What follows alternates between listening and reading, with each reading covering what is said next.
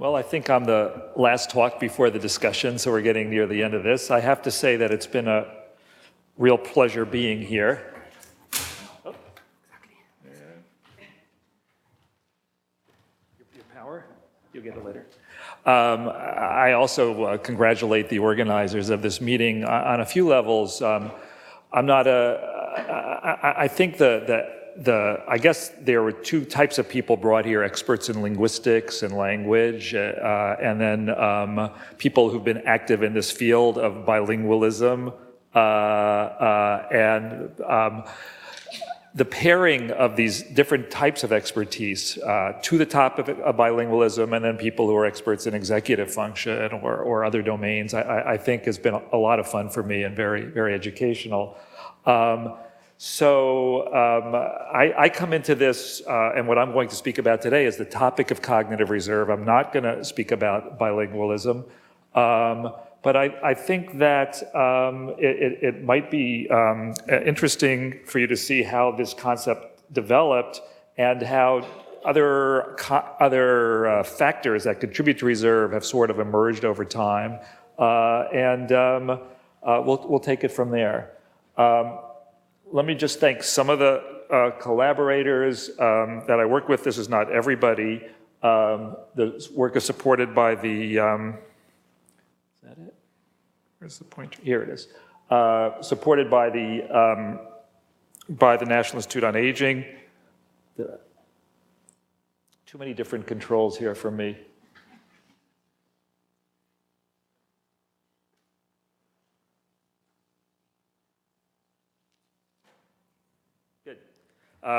This work is supported by the National Institute on Aging, the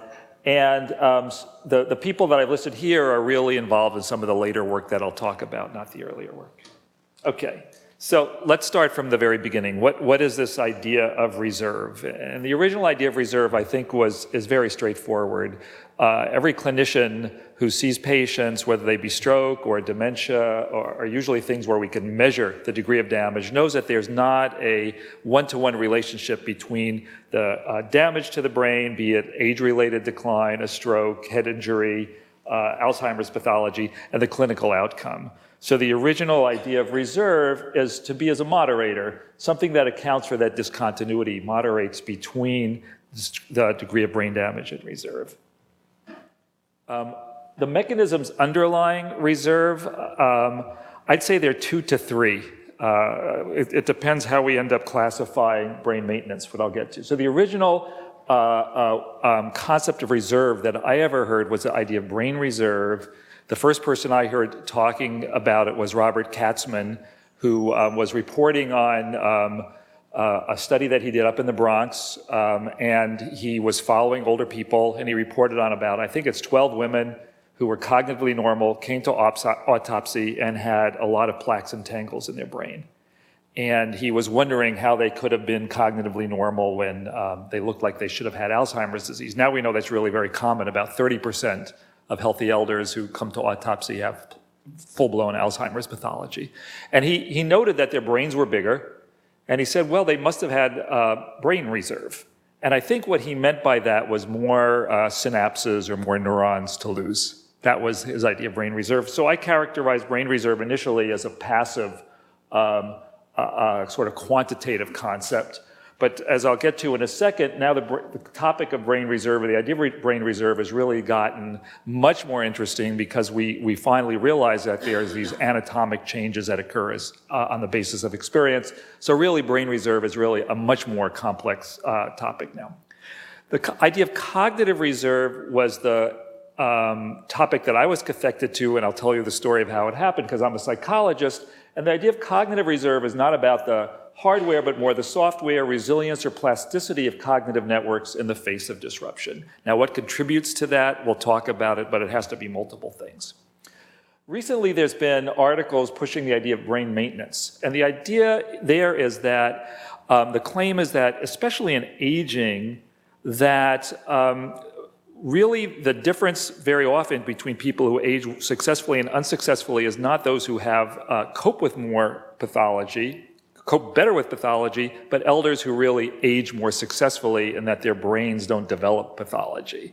So the idea of brain maintenance, to me, is sort of a parallel to brain reserve, where some people can maintain their brain, keep their brain healthy, and some can't. Okay. Brain reserve, so when we started doing our studies in North Manhattan, Peter Schofield was a postdoc. Now he's a professor back in Australia, and he convinced the RAs to measure head circumference on everybody that we saw in the field. And this is what he came up with. It's the prevalence of Alzheimer's disease, smallest to largest brain. And you see this trend towards a lower prevalence of Alzheimer's disease in the people with the largest brains. So that's sort of the simplest instantiation of brain reserve. Jim Mortimer, who was mentioned in the last talk, is a big believer in brain reserve. This idea of bigger brain happens to be very important for those of you who know about TBI. The size of the brain is one of the strongest predictors of successful recovery. So that's the hardest, most quantitative measure of brain reserve you could have. But now we know that brain reserve isn't so simple. So we've learned that both in animal studies and in human studies, we now know that people with cognitive stimulation or with aerobic exercise really show changes in their brain. Neurogenesis was something that we didn't dream of 20 years ago, growing new neurons in the dentate. It's related to cognitive and to cognitive stimulation and to exercise. Clear-cut changes in brain volume and in cortical thickness, resistance to apoptosis, developing neurotrophic factors like BDNF that benefit plasticity. So the brain really is a much more plastic organ than we imagined and than what I was taught when I was back in graduate school. And that's where I'm coming to this idea that brain reserve is really a much more dynamic concept. Maybe during the discussion we can get to the philosophy about what's the difference between brain reserve and cognitive reserve anyway, since cognitive networks are really in the brain. But I think the differentiations for our purposes are really pretty simple. Here's a very nice paper summarizing the idea of brain maintenance by Nyberg, Bachman, that crew. Basically, their point is that this relative lack of brain pathology is the biggest contributor to heterogeneity in cognitive aging, and that lifestyle factors might contribute to this resisting the advent of pathology. So for normal aging, it might not be so much reserve as maintenance. Once you get to something like Alzheimer's disease or any other disease, obviously there's differential responses to the pathology. There the concept of reserve comes in. Just two quickie sort of brain reserve, brain maintenance findings. The first one has been replicated in various ways. This is Valenzuela. He looked at hippocampal size in people and measured it over time. And he has an instrument that measures people's engagement in cognitively stimulating activities. And he showed that the people who had higher scores on his LEQ, life something questionnaire, showed less of a decline in hippocampal size over time than people who engaged in fewer cognitive activities. So that's not cognitive reserve, that's sort of a brain reserve or a brain maintenance finding. The one that's even a little more eye-opening, if it's possibly true, is this.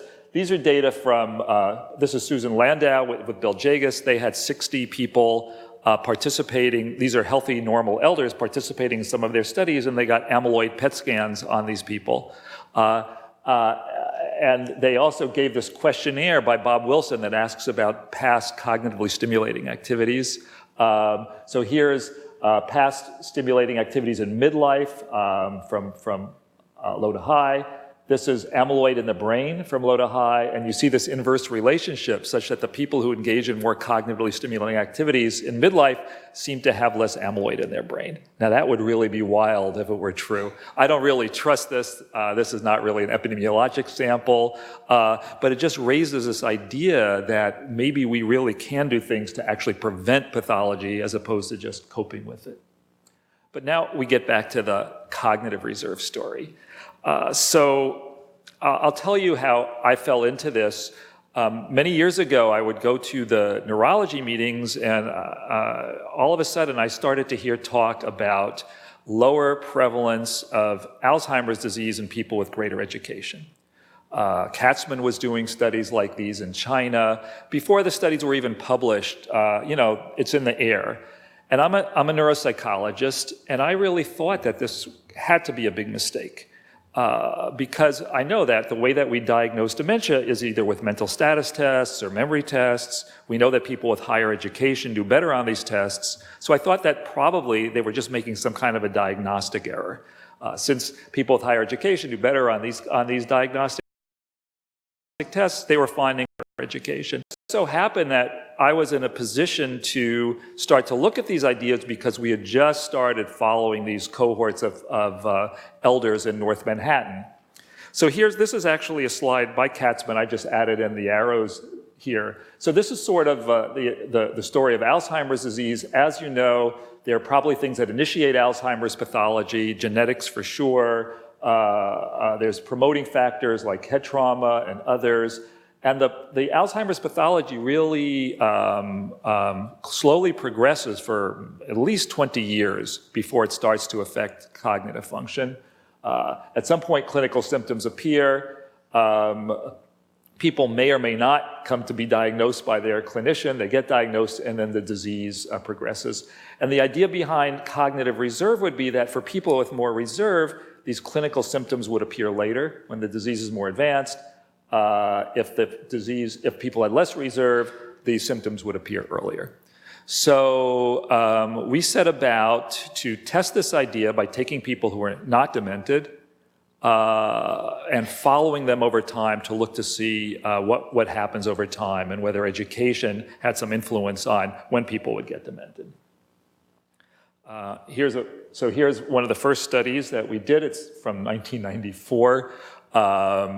It was about 600 people, and what we found is that people with low education split at 8 years had about double the risk of developing Alzheimer's disease. People with lower occupational attainment had about double the risk of developing Alzheimer's disease over, about 5 years of follow-up. And if you wanted, you could create groups. The people with the low versus high, there was about 4 times the risk of developing Alzheimer's disease in low education, low occupation. And my takeaway from this was that it's not that these life experiences influence the underlying pathology, but there must be something about educational experiences and occupational attainment, occupational experiences that provided experiences that allowed people to cope better with the pathology. And thus the idea of not brain reserve, but cognitive reserve. The software was better. A few years later, we discovered that we had a 11-item leisure questionnaire in our battery of things in our epidemiologic study. So Nick Skarmeus looked at that with us, and he found that the relative risk of incident dementia in high versus people engaged, these are now elders, in high versus low leisure, was much reduced. So people had a lower risk if they engaged in more activities. And that risk was, that protective effect was present even if you controlled for education and occupation. So now we have sort of 3 broad domains of life. Education, early life, occupation, midlife, late life, leisure activities, all seeming to impart this reserve. So these were some of the earliest epidemiologic findings. Now I have to say, when we started thinking about these things, it was considered very fringy. Now I think the idea of, it's sort of gratifying. People sort of throw in cognitive reserve as a cognitive reserve variable. It's what contributes to reserve. But the idea that you could have a disease and that something like education somehow could moderate its effects, that this disease just didn't ravage the brain at will, but somehow people resisted that and tried to do the best they could, seemed very, very fringy at the time. And there was a lot of distrust. But what happened over time is that there were a lot of papers that started to accrue to validate that finding. So I don't expect you to be able to read all of this. This was a review that's old now, from like 2006, 2007. What these are incident studies beginning with cognitively normal elders, followed over time, looking to see who develops Alzheimer's and who doesn't, looking at education, occupation, premorbid IQ, and leisure activities. And everywhere where you see the confidence interval not crossing unity, they found a protective effect.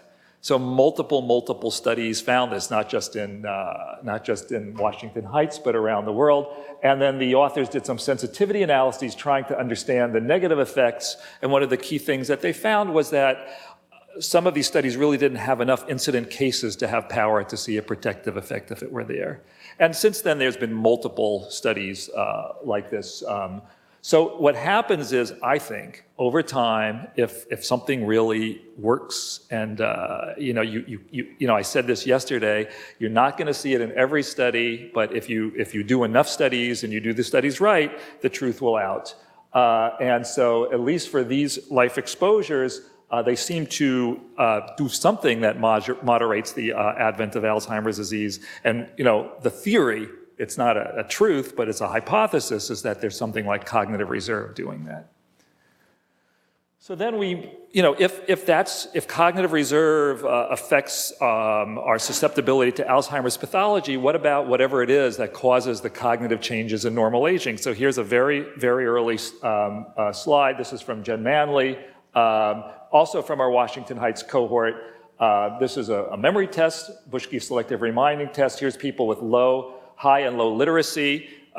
We use literacy because Jennifer showed that it's a much better measure of educational quality than years of education. And you can see that there was the slope of memory changes over time was less severe in the people with high than those with low literacy. With the idea, again, that somehow this literacy is providing a reserve against these age-related brain changes. Now, I have to say that the literature on various reserve-related variables influencing the rate of decline in cognitive aging is very mixed. So here's a paper by Laura Zahadny. Education does not slow cognitive decline in aging, 12-year evidence from the Victoria Longitudinal Aging Study. There's many other studies that did not find these effects. They would find effects on the intercept, but not on the slope. We let Laura come to be a postdoc at Columbia anyway. And then she came and she started to look at our Washington Heights data. So one thing to note is this is the Victoria Longitudinal Aging data that she published. Here's the education distribution. You notice almost everybody has a high school education and above. Look at the distribution in Washington Heights. As we saw yesterday, you got a lot of people with high school education or the equivalent, but really we have a larger range.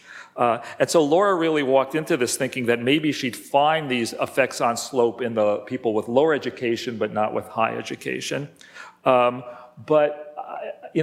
This is a very nice paper that I should give more to, but basically she did these growth curve analyses separately in the low education and high education group and found a protective effect in both. And it's easier actually to appreciate the slope differences. This is the highest high versus the intermediate high education, and you can really see there is a slope difference there. It's a little harder to appreciate in the lower education because there's a quadratic effect in there, but there really is a difference in the rate of change as a function of education in both groups. And then she did some mediation analyses which seemed to suggest that in the lower education group, there seemed to be a direct effect of education on cognitive change, whereas in these higher education, perhaps it was mediated through SES factors like income. So the evidence is really much more mixed for rate of change in normal aging. What about Alzheimer's disease? So you would say, okay, cognitive reserve helps people from getting demented. Maybe it will slow down the rate of Alzheimer's disease. But let me just walk you through this theoretical graph. Here's Alzheimer's pathology again. Here's, let's say, memory test scores. So the first point I think should be clear is what I was trying to convince you of before is if there is something like reserve, that the point where the pathology starts to affect performance will be later in people with high than low reserve. You could call it the point of change. The other thing to remember is that in the people who really do get demented, this pathology is bad and it wins. So when we first published our JAMA paper on education, I got a very angry letter from a woman whose husband was a Nobel Prize winner and had Alzheimer's disease. And essentially it was, what kind of idiot are you? I won't replicate the language. Look at this, my husband's Nobel Prize winner. So the point is that we're talking about changing risks and we're talking about putting off disease, But if you get Alzheimer's, it wins and it destroys all function.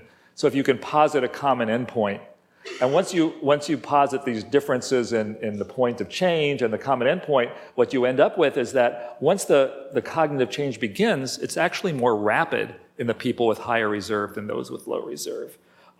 We found this very, very early on.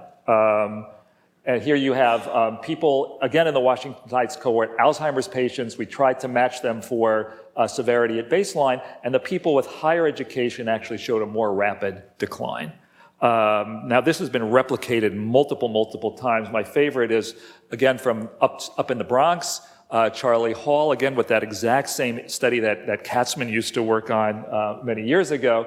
What they have are people, again, followed with the same memory test, selective reminding test, up to 15 years prior to the onset of Alzheimer's disease. Here's the spaghetti plots of these people, and he does these change point analyses, Charlie. It's hard to see, but you can see that here's the people with the lowest education, the dark blue, and you can see the point of change, and then their decline. Here's the people with the highest education, the light green, point of change much later, and more rapid decline.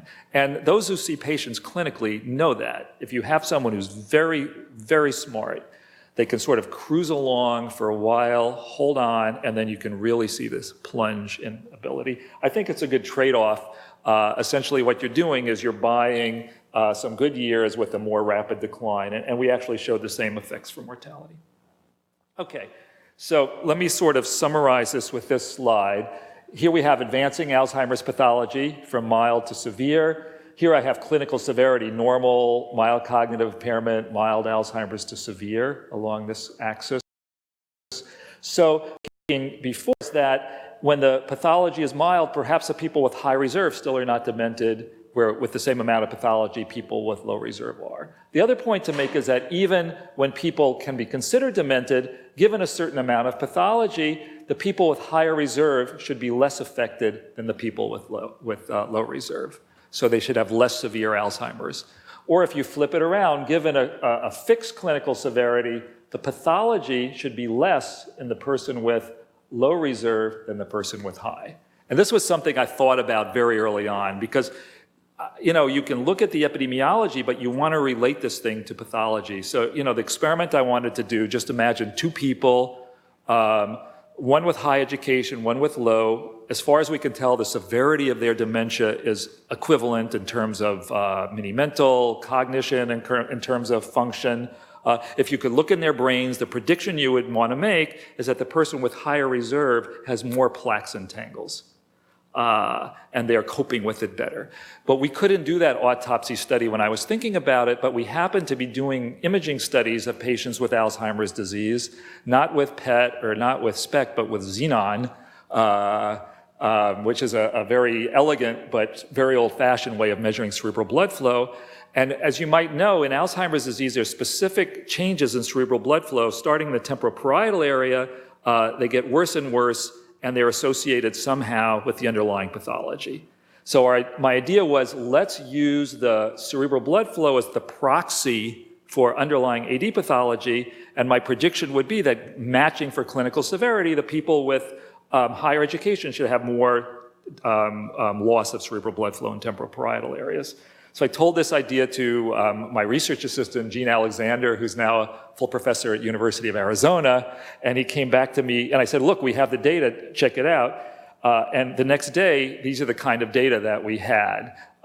These are 20, 20, and 20 Alzheimer's patients carefully matched for disease severity, above high school graduate, below high school, and you can see, at least at this one detector, that the people with the highest education had the most depleted flow, as if they're walking around with more Alzheimer's pathology than the people with lower education. This happens to be really my first publication on cognitive reserve. I thought it was cover of Science, didn't quite make it, but I was very excited. I mean, because how often do you have an idea and it just works out perfectly the way you expected it to? And my friends make fun of me because I rarely can give a talk without showing this slide. Anyway, years later, David Bennett who's following the religious orders cohort. Here's a cohort where these people promise to give their brains at death. So he can do the study that I always wanted to do. So now he has global cognitive function proximate to death, summary of AD pathology, and he gets this nice interaction effect. So given a certain amount of pathology, the people with the lower education had worse cognition prior to death than the people with higher education. And again, this has been replicated over and over and over again in many ways.